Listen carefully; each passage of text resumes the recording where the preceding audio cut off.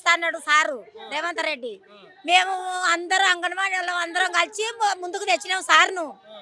మాకు జీతాలు పెంచలేదు, ఆయమ్మలకు పెంచలేదు, టీచర్లకి పెంచలేదు.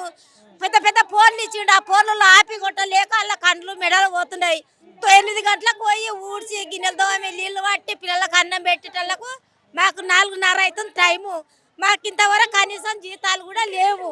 మరి మేము ఏం తిని బతకాలి సార్? మరి మాకు నేను గెలిచేదాడు మీకు 18,000 జీతాలు ఇస్తాను అన్నాడు, గవర్నమెంట్ చేస్తా అన్నాడు. మరి ఇంతవరకు మాకు చేయలేదు. మేము ఎట్లా బతకాలి? మా పిల్లలు మేము ఏం పెట్టుకొని బతకాలి? మాకు వచ్చేటివి 7,800 జీతం. ఆయమ్మలకు పొద్దున్న దాకా అడ కూర్చోవాలి. ఓ సచ్చింతానికి పోయేది లేదు, ఓ పండుగ పోయేది లేదు, తల్లితానికి పోయేది లేదు, పిల్లతానికి పోయేది లేదు, పండుగలు లేవు. ఒక జ్వరం వచ్చి పంతే కూడా ఆడ పోయి పండాలి మేము. అట్లాంటి పరిస్థితి ఉంది ఈ అంగన్వాడీ వాళ్ళది. మరి మాకు జీతాలు పెంచుతాడు, ఎందుకు పెంచాడు? ఆయన హామీలు ఇచ్చినందుకే ఇలా గెలిచిండు సారు. లేకుంటే మేము వేయపోదు ఓట్లు, వేయపోదు. అదే కేసీఆర్ ఎక్కేతాము ఓట్లు. నమ్మించే మోసం చేసిండు. అట్లానే మేము ఓట్లు వేసిండు, లేకుంటే వేయకపోదాము. అదే కేసీఆర్ని పెట్టుకుందాం. ఆయన ఒకసారి అన్న పెంచిండు, ఆయన ఈయన రూపాయి కూడా పెంచలే. పెంచుతా, నేను గెలిచేదాడు, నేను అట్టడెక్కదాడు పెంచుతా అన్నాడు. ఇంతవరకు లేదు. 24 రోజులు చేసినాం ధర్నా. 24 రోజులు చేసిన ధర్నా.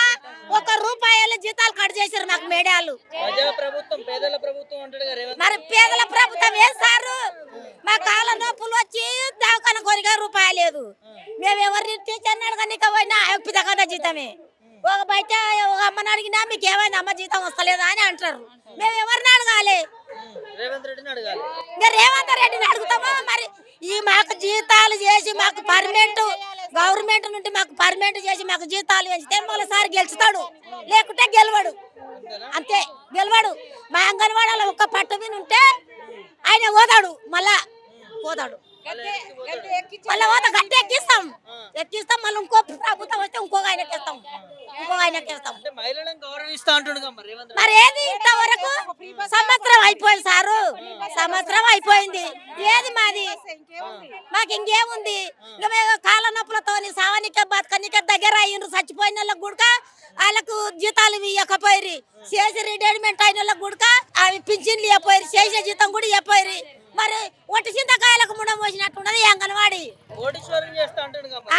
ఏది ఏడ కోటీశ్వర చేస్తున్నాడు? ఏడవరి ఏం చేయడు? వచ్చే జీతం ఇంతవరకు జీతమే లేదు సార్. 12 తారీఖు ఇవ్వాలా జీతం లేదు. మేము కూరగాయలు అంగడి పోయి కూరగాయలు తెస్తే 20 రూపాయలకు ఒక కారంకాయ, 120 రూపాయలకు కిలో టమాటాలు. వాళ్ళు వేస్తారు తవుడా సొట్టి మిరపపొడి వేస్తారు, ఇంత చింతపండు వేస్తారు, ఇంత ఉప్పు ప్యాకెట్ వేస్తారు. నెల దాకా కూడా కాదు వాళ్ళు వేసేది. మరి కూరగాయలు ఏం పెడితే వాళ్ళ మేము సిలిండర్ ఏం పెడితే వాళ్ళే. సిలిండర్ వచ్చే జీతంలోకి వెళ్ళి 13,000 జీతంకి వెళ్ళి టీచరు 3 సిలిండర్లు సంవత్సరంలో 4 అవుతున్నాయి సిలిండర్లు. గుడ్లు ఉడకబెట్టుకోం, పప్పు ఉడకబెట్టుకోం, అన్నం అయిన వరకు 2 నెలలు వస్తుంది సిలిండరు. మరి ఆ 2 నెలలకు సిలిండర్ టీచర్ అమ్మ తెచ్చే. మరి పైసలు అయితే వేయాలి కదా జీతం. అవి లేవు, కూరగాయల బిల్లు లేవు, సిలిండర్ల బిల్లు లేదు. మాకు జీతాలు పెంచలే, ఏది పెంచలే. ఇంకా ఆయన చూస్తాం ఇంకా మా అంటే ఇంకా 4 ఏళ్ళు అయితే అయిపోతుంది. ఈయన ఏమైనా పెంచితేనే మళ్ళీ వస్తాడు, ఏం పెంచపోతే ఇంకా తెడ్డే. విజయోత్సవాలు చేసుకుంటారు, మా పాలన మంచిగా చేసినామని చెప్పి పండుగ చేస్తారు. పని లేని వాళ్ళు పండుగ చేస్తారు సారు. మేము పని చేసిన అడుగులు పోతుంటాయి. అంగన్వాడి కాడ మస్తు పని. పిల్లలతో ఊళ్ళో లేక నెత్తి చస్తున్నాము. ఒక్క ఇంట్లో 2 పిల్లలు ఉంటారు. 2 పిల్లలను పట్టనీకే పొద్దుంటలకు ముసలు తడిచిపోతుంది. మేము 3 మంది పిల్లల పట్టాలకు మా పానం ఏమైతే సారు? మీకు కూడా పిల్లలు ఉండరు. మీ పిల్లలను పొద్దుగాలు వచ్చి పట్టుకుంటే మీకు ఎంత బాధ అవుతుంది? జర్రసేపు రిస్క్ ఇస్తేనే అక్కడ వరకు అంటాం. మేము 9 గంటల నుండి 4 గంటల వరకు పట్టాలి పిల్లలను. ఈ రోజు అంగన్వాడీ ఎందుకు బంద్ ఉన్నది అంటే ఏం చెప్పాలి? పొద్దున 9 గంటలకు పోయి 4 గంటల వరకు అక్కడికి జరిగేదే లేదు. ఎట్టి చాకరీ చేసుడు ఉన్నది. ఎన్ని సంవత్సరాలు? 25 సంవత్సరాలు నేను చేయబట్టి. మరి జీతం పెంచారు, కరెక్ట్ జీతం ఇయ్యారు. ప్రతి ఒక్కటి మళ్ళీ మేము గ్యాస్ తేవాలి, కూరగాయలు తేవాలి, ప్రతి ఒక్కటి చేయాలి. సార్ ఏం చేయాలి చెప్పు? బయట పోతే రోజు కూలి 500, సాయంత్రం వరకు 10కి పోతే 5 గంటలకల్లా 500 కూలి వస్తుంది. మళ్ళీ మరి ఎట్టి చాకరీ కదా చేసుడు. మరి ఎంతగానో పని చేయాలి చెప్పు? సరే చేస్తామే, మాది మా బాధ్యత. జీతం అన్న పెంచాలి కదా, మాకు తగిన జీతం ఇచ్చి మాకు పిల్లలు సంసారం లేకుంటుందా? అన్నీ ఉంటాయి కదా. మొత్తం ప్రజల గురించి మా సేవ చేస్తాం ఓకే, మళ్ళీ మాకు సాయం చేయాలి కదా. ఎన్ని రోజులే కాంగ్రెస్ వచ్చి ఇట్లా చేసి ఏం లాభం అని చెప్పు? ఏమీ లాభం లేదు. ఆడికైతే ఆడి కానీ ఏం చేస్తాం మేము? మాది మినీ సెంటర్ అండి. మాది మినీ సెంటర్. మాకు 7,800 జీతం, మాకు చాలని జీతం. ఈ జీతంలో మరి మాకు మినీ పోయి మెయిన్ చేస్తా అన్నాడు, మెయిన్ చేశాడు. 2 నెలల శాలరీ ఇచ్చిండు, తర్వాత మళ్ళీ మినీ శాలరీ చేస్తుండు. మేము 9 to 4 వరకు మేము స్కూల్లోనే ఉండాలా, పిల్లలకి మళ్ళీ మేమే తీసుకొచ్చుకోవాలా. మాకు ఆయా లేదు, పిల్లలని తీసుకొచ్చుకోవాలా, మేమే వంట చేసుకోవాలా, మేమే అన్ని ఆన్లైన్ వర్క్ ఆఫ్లైన్ వర్క్ అన్నీ మేమే చేయాలా. అందుకే మాకు చాలా ఇబ్బందిగా ఉంది. ఇంకా ఇప్పటి వరకు జీతాలు కూడా లేవు, చాలా ఇబ్బందికరంగా ఉన్నది. ఇక ప్రభుత్వం ఇచ్చిన హామీలు నెరవేర్చలేదు కాబట్టి ఇక ఎక్కడికంటే అక్కడికి వెళ్ళడానికి మేము సిద్ధంగా ఉన్నాం. ఇక ఇది పరిస్థితి.